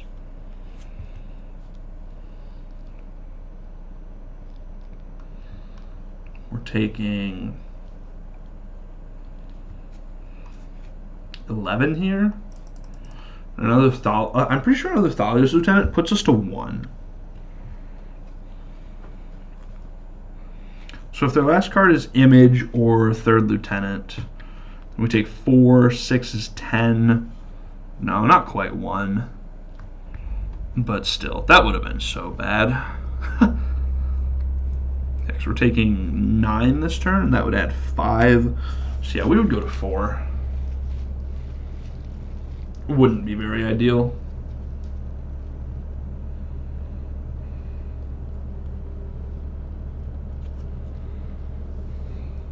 Not really sure what they're thinking about here. It's possible they're thinking about just whether or not they just like want to shove.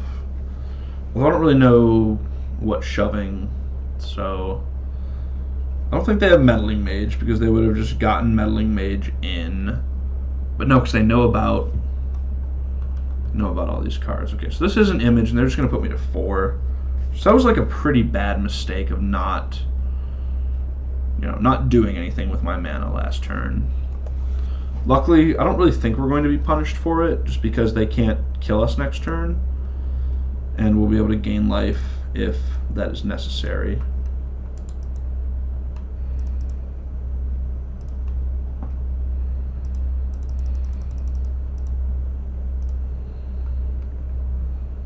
Could just get Omnath, to be honest.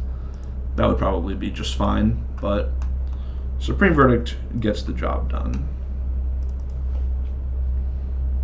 And then we're just gonna Uro. They can't really beat any of these cards. They can't beat Niv, they can't beat Uro, they can't beat Supreme Verdict, so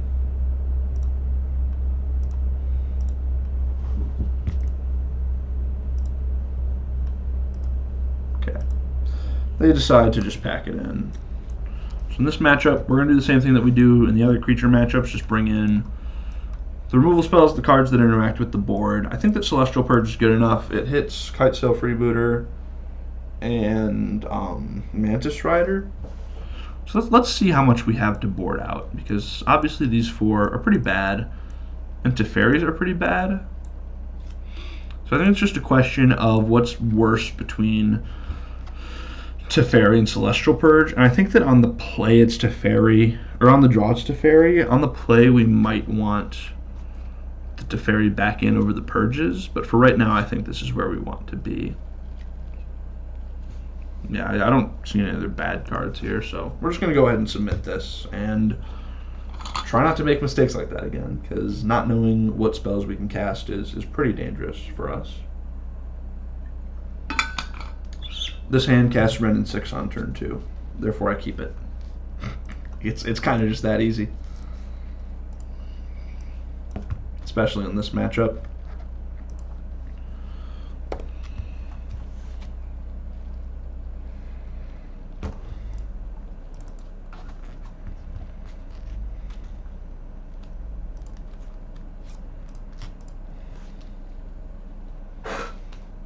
Let's see, what should I name here? I think it's white. It's either white or black. I'm just gonna name white because white's kind of our most important color. It's not red because Ren and 6 is really the only red spell here, and we have enough untapped lands that we're not super worried about playing this Triome on curve. Really hoping this is just a Noble Hierarch that I can kill. Huh? Or, honestly, if they play Thalia here, I would be really happy. Alright, Meddling Mage is not ideal.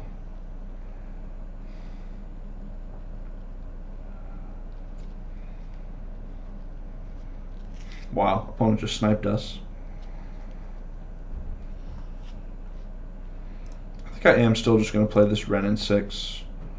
Just like buy a land or get back a land, gain 4 life is, I think that that's enough. It's not great, but I think it's enough. Damn, really wish they hadn't named Lightning Helix there, but I guess it makes sense. When they didn't play a second land for a second after that Champion of the Parish, I really thought that they were just going to play Noble Hierarch and I was going to be really happy, but that would be too easy, wouldn't it? Alright, so this is pretty bad. So they're probably just going to go at the face now. They're probably not even going to bother with Ren and 6. Oh wow, they are killing Ren and 6. Alright.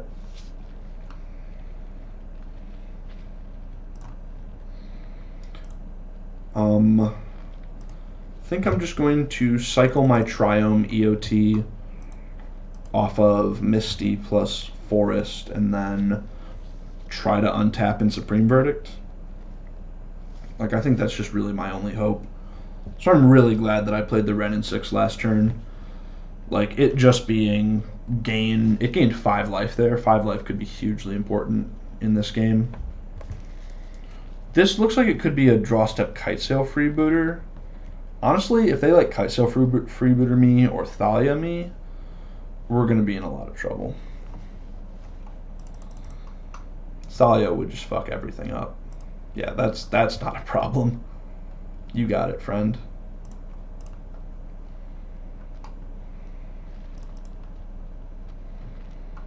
Yeah, pretty much. I don't think that we're going to win this game just because any 2-drop that they could put in here is just going to screw us up.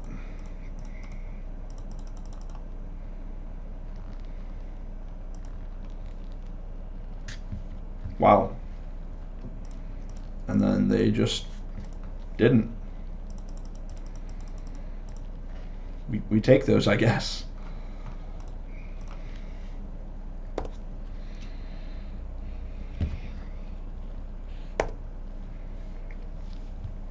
Yeah, I mean, I guess we wouldn't have gotten as screwed over by Kitesail Freebooter because we just got super lucky and naturally drew the Supreme Verdict off the top, but, you know.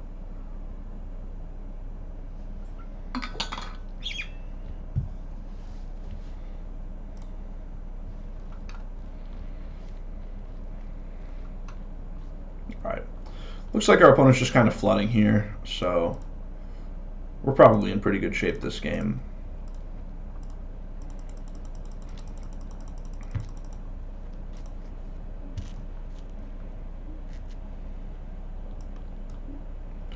Just going to go ahead and get a Nib Mizzet, draw some cards, gain some life. I guess Nib Mizzet doesn't directly gain life, but, you know, draws Lightning Helix, which does.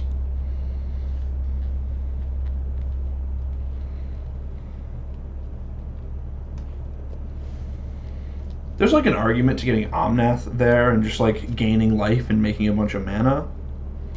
It's possible that I was supposed to do that, I'm not really sure. I think that's better to do on like kind of a crowded board though, where I can just like immediately use the mana to kill a couple things. Okay.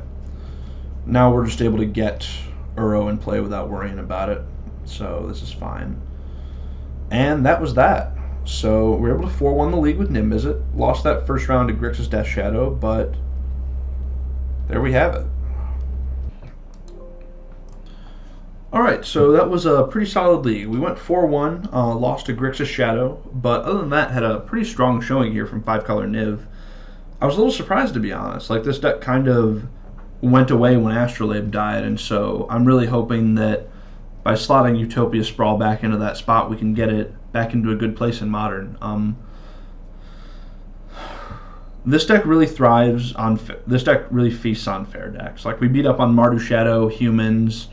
The most unfair deck that we played against in that league was Mono Blue Tron. And so, going forward, I think that I want to try things that are better against unfair decks. Something I've seen going around is Force of Negation in the main of these decks. And I think that with all the blue cards that we have, Bring to Light, Nib Mizzet, Omnath, Teferi, Uro, that can sometimes be situational, I think that we want some number of Force of Negations to fight against the combo decks that are going around. We didn't see any Belcher, we didn't see any Mill that round, or that league, but they are around. And so I think that having something like that to fight them is probably going to be good.